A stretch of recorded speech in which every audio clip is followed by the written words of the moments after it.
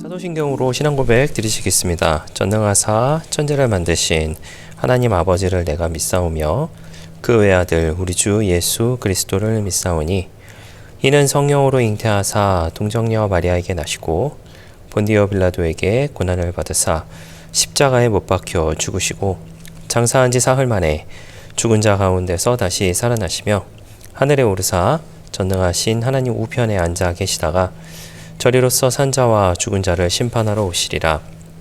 성령을 믿사오며 거룩한 공예와 성도가 서로 교통하는 것과 죄를 사하여 주시는 것과 몸이 다시 사는 것과 영원히 사는 것을 믿사옵나이다. 아멘. 함께 은혜 나누 하나님의 말씀 마가복음 8장 22절에서 26절까지의 말씀입니다. 마가복음 8장 22절에서 26절까지의 말씀입니다. 말씀을 읽어드리겠습니다. 베세다의 이름에 사람들이 맹인 한 사람을 데리고 예수께 나와 손 대시기를 구하거늘 예수께서 맹인의 손을 붙잡으시고 마을 밖으로 데리고 나가사 눈에 침을 뱉으시며 그에게 안수하시고 무엇이 보이느냐 물으시니 쳐다보며 이르되 사람들이 보이나이다. 나무 같은 것들이 걸어다니는 것이 보이나이다 하거늘 이에 그 눈에 다시 안수함에 그가 주목하여 보더니 나아서 모든 것을 밝히 보는지라. 예수께서 그 사람을 집으로 보내시며 이르시되 마을에는 들어가지 말라 하시니라. 아멘. 네, 할렐루야. 저는 본문의 말씀 가지고 함께 말씀의 은혜를 나누기를 원합니다. 본문의 내용은 이제 마가복음에만 이제 등장하고 있는 내용입니다. 이 마가복음은 겹치는 내용이 상당히 많습니다. 제가 지금 복음서 비교를 계속 하고 있는데 마가복음이 제일 많은 그런 겹치는 내용을 가지고 있습니다. 아시는 분 잘 아시겠지만은 복음서 중에 마가복음이 제일 먼저 이제 기록이 됩니다. 우리가 보통 마태, 마가, 누가, 요한 이렇게 시작을 하니까 보통은 이제 마태복음이 먼저 기록된 것이 아닌가라고 우리가 생각을 하게 되는데 이제 마가복음이 제일 먼저 이제 기록이 되었고요. 나머지 복음서들은 이제 그 뒤에 특히 이제 요한복음 같은 경우는 그 나머지 복음서들이 기록되고 나서도 좀 한참 뒤에 이제 기록이 되어져 있는 것으로 이렇게 보고 있습니다. 그래서 이제 마가복음에는 이제 마가복음에만 등장하고 있는 내용들이 몇 가지가 없습니다. 그 중에서도 이제 있느냐 없느냐라고 하는 그런 내용들이 조금씩 있기는 하지만은 오늘 읽으셨던 이 본문의 내용은 마가복음에만 등장하고 있는 것으로 좀 볼 수가 있습니다. 그런데 사실 맹인을 고치시는 그런 장면들은 많이 등장을 하죠. 예수님께서 맹인을 고치시는 그런 장면들이 대표적인 인물 바디메오가 있듯이 맹인을 그런 고치는 역사는 많은 부분들이 있습니다. 복음서 비교를 하면서 제가 사실 이 본문의 내용을 한번 했었습니다. 한 번 더 했었음에도 불구하고 이 내용을 다시 하는 이유는 이제 각 복음서에 있는 내용들, 마태에는 마태에만, 마가에만, 누가에만, 요한에만 있는 그 복음서에 있는 내용들을 좀 다시 한번 짚고 넘어가면서 오늘 읽으셨던 이 본문의 내용을 다시 한번 바라보자라고 하는 내용으로 좀 생각을 하고자 이제 본문의 내용을 하게 됩니다. 이 내용은 사실 이 내용만 봐서는 사실은 안 됩니다. 이 앞에 무슨 일들이 있었는지에 대한 그 모든 내용들을 사실 우리가 봐야 되는데요. 오병이의 기적이 있었고, 제가 간략하게 말씀드리겠습니다. 오병이의 기적이 있었고, 그리고 칠병이의 기적들이 있게 됩니다.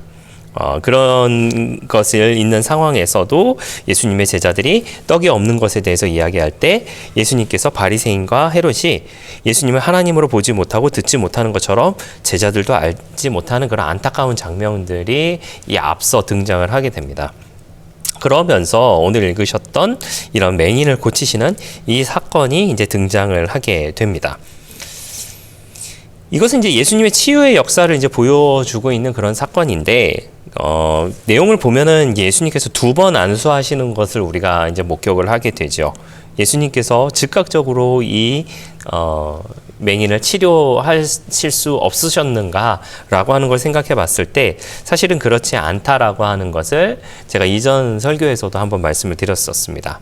앞서 오병이어와 칠병의 기적을 경험하고도 떡이 없는 것에 대해서 이제 안타까워하는 그런 제자들의 모습과 그리고 바리새인과 서기관들과 많은 대척점을 가지고 계셨던 그 예수님의 모습과 이 모든 것을 빗대어서 우리가 좀 생각을 해봤었을 때 예수님께서는 일부러 2번을 통하여서 이 맹인을 치료하셨을 것이다 라고 보는 견해가 있습니다. 그리고 이제 제가 보는 견해 안에서는 이거는 제 생각입니다. 제 생각인데 제가 보는 견해 안에서는 예수님께서 또 다시 한번 제자들과 그리고 오늘을 살고 있는 우리에게도 동일하게 무언가를 말씀해주고 싶으셔서 이런 모습으로 하시지 않으셨는가라는 생각을 하게 됩니다. 그것에 대한 생각점은 크게 2가지입니다. 첫 번째는 예수님께서 2번 안수하셨다는 거. 네, 이거는 앞서 말씀드린 내용과 같은 내용입니다. 제자들이 많은 기적을 체험하고 그 가운데 예수님께서 하나님만 하실 수 있는 그와 같은 일들을 했음에도 불구하고 여전히 예수님 앞에서 불평하고 예수님을 믿지 못하는 제자들뿐 아니라 바리새인들과 서기관들과 그 당시의 종교 지도자들을 향하여서 잘못된 너희의 믿음을 다시 한번 돌아봐라 라고 하는 내용으로서 봤던 그 2번의 안수. 그리고 제가 보는 것 중에 한 가지는 또 이것입니다. 마을 밖으로 데리고 나오셨다라고 하는 것이에요. 마을 밖으로 데리고 나오셨다라고 하는 것에 대해서 우리가 조금 관심을 좀 가졌으면 좋겠다라는 그런 생각을 하게 됩니다. 왜 그러느냐? 자, 23절에 보면은 예수께서 맹인의 손을 붙잡으시고 마을 밖으로 데리고 나갔다라고 이렇게 이야기하고 계십니다. 그리고 나서 치료를 해주시고 치유의 역사를 베푸시고 난 다음에 26절에 예수께서 그 사람을 집으로 보내시며 이르시되 마을에는 들어가지 말라라고 말씀하고 계셨다라고 하는 거예요. 자, 여기서 보면 우리가 2가지를 유추할 수 있겠죠. 첫 번째로는 이 맹인의 집이 마을 안에 있지 않았다라고 하는 것입니다. 그리고 의도적으로 맹인이 마을 안으로 들어갔다라고 하는 것으로 생각해 볼 수 있는 부분이 아닐까라고 생각을 하게 됩니다. 자, 여기서 이 부분이 저는 좀 중요하다라고 생각이 들어지는데 왜 이 부분이 중요하느냐? 예전에 이제 제가 바디메오 설교를 했었을 때 이런 말씀을 드린 적이 있었습니다. 당시에 그 장애를 가진 분들은 당시에 이제 장애를 가진 사람들은 각각의 표식이 있었다라고 본다라고 말씀을 드렸어요. 즉 뭐냐면 앞을 보지 못하는 시각장애인들은 그에 걸맞는 색깔의 옷 그리고 뭐 다른 어떤 뭐 팔이 불편하다거나 뭐 여러 가지 이제 다른 장애가 있을 때마다 그 장애에 맞는 다른 각각의 옷들이 있었을 것이다. 그래서 바디메오가 예수님께서 부르셨을 때 자기의 겉옷을 벗어버리고 간 이유는 이미 나는 예수님으로 인해서 치유를 받았다라고 하는 믿음으로써 자기의 겉옷을 벗어버리고 이젠 나는 장애가 없습니다라고 하는 그런 믿음의 고백으로 나갔을 것이다 라고 하는 것을 말씀을 드린 적이 있었어요. 자, 그것을 기준으로 해서 우리가 생각해 봤을 때 당시의 사람들은 이 질병이 하나님의 어떤 진노에 의해서 하나님의 벌이라고 생각하는 경향이 있었다라고 하는 것 여러분 잘 아시리라 생각합니다. 솔직한 얘기로 우리도 몇십 년 전만 하더라도 사실 그런 경향이 솔직히 있었죠. 솔직히 있었습니다. 하지만 그것은 터무니없는 것이다 라고 하는 거 이제는 여러분 잘 아시리라 생각을 하게 됩니다. 어찌됐든지 간에 그런 이 맹인이 마을 안에서는 살기가 힘들지 않았었을까? 그래서 마을 밖에서 살고 있었는데 예수님의 그 이야기를 듣고 예수님께서 손대기를 간구하는 그 사람 가운데 그렇게 예수님께 나아가기 위해서 일부러 마을로 들어갔다라고 하는 것이죠. 마을로 들어갔다가 다시 나오게 되는 그런 상황이 됐다라고 하는 것입니다. 자, 제가 이 부분에 대해서 좀 주의 깊게 보고 있는 이유는 사실은 이렇습니다. 제가 이 부분을 중요하게 보는 이유는 첫 번째로 그는 엄청난 차별을 분명히 받고 있었을 것이다 라고 하는 것이에요. 많은 따가운 시선들이라든가 아니면 비난하는 소리라든가 그런 것들을 분명히 가지고 있었을 것입니다.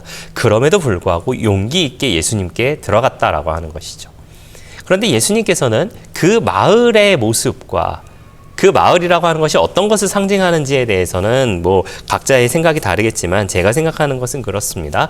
세상 가운데 오신 예수님께서 그 사람이 찾아왔는데 예수님께서 그곳에서 건져내시고 다시 예수님께서 그에게 치료의 역사를, 물론 두 번의 안수는 제자들과 바리새인들을 위해서 그렇게 보여주셨다고 하지만은 그 사람을 위해서는, 그 맹인을 위해서는 이제는 너와 그 사람들이 아무 상관이 없으니 그곳으로 들어가지 말라라고 하신 것이 아닌가라는 그런 생각을 좀 조심스럽게 해보게 되었었습니다.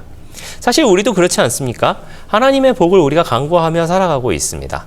하나님의 복을 간구하면서 우리가 기도하면서 나아가는 그 모습을 우리가 가지고 살아가고 있는데요, 여러분. 예전에 제가 한번 이런 생각을 좀 해봤습니다. 이건 제 생각이니까 아마 말씀드릴 수 있는 부분이다라는 생각을 조심스럽게 드리는데요. 만약에 제가 목사가 되지 않았다라고 한다면 저는 교회를 다녔을까? 나는 교회를 다녔을까? 라는 그런 생각을 한번 해본 적이 있었습니다. 제가 내린 결론은 아닐 수도 있지 않을까라고 하는 그런 생각을 좀 해보게 되었었어요. 목사이기 때문에 그래도 교회를 다니는 것이 아닐까라는 그런 아주 재밌는 생각을 조금 좀 해보게 되었었습니다. 여러분 어떻습니까? 여러분께서는 하나님을 믿고 교회를 다니시고 그리스도인으로서 살아가기 위해서 우리가 살아가고 있는데 자꾸 세상으로 흘려 세상에 쫓아 세상으로 들어가고 있는 모습은 혹시나 아닌지 한번 생각해보는 우리 모두의 모습이 되어야 하지 않을까라는 생각을 하게 됩니다. 물론 우리가 세상에 속해 살아야 합니다. 그 세상 가운데 또한 빛과 소금의 역할로서 그리스도의 향기를 드러내며 그리스도의 모습을 드러내며 살아야 하는 것이 우리 모두의 당연한 신앙인의 모습, 그리스도인의 모습임에도 불구하고 우리가 그곳에 들어가서 그곳을 변화시킬 것인지 아니면 그곳에 휩싸여 살아갈 것인지에 대해서 한번 우리가 좀 생각해 보면 좋지 않을까라는 그런 생각을 조심스럽게 좀 하게 됩니다. 벌써 2025년도도 1월이 지나고 이제 2월을 맞이하고 있습니다.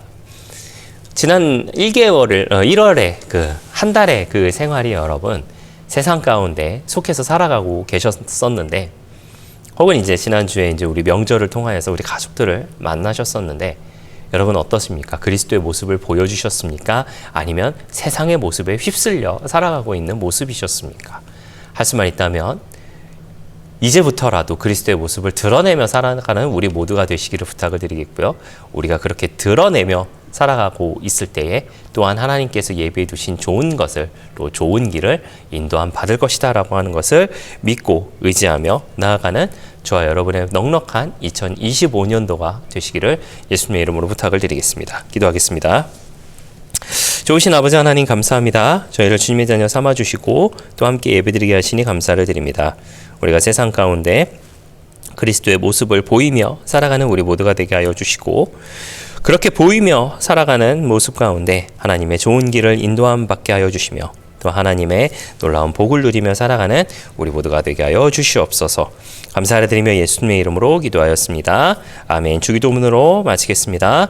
하늘에 계신 우리 아버지여, 이름이 거룩히 여김을 받으시오며 나라가 임하시오며 뜻이 하늘에서 이루어진 것 같이 땅에서도 이루어지이다. 오늘 우리에게 일용할 양식을 주시옵고 우리가 우리에게 죄 지은 자를 사하여 준 것 같이 우리 죄를 사하여 주시옵고 우리를 시험에 들게 하지 마시옵고 다만 악에서 구하시옵소서. 나라와 권세와 영광이 아버지께 영원히 있사옵나이다. 아멘.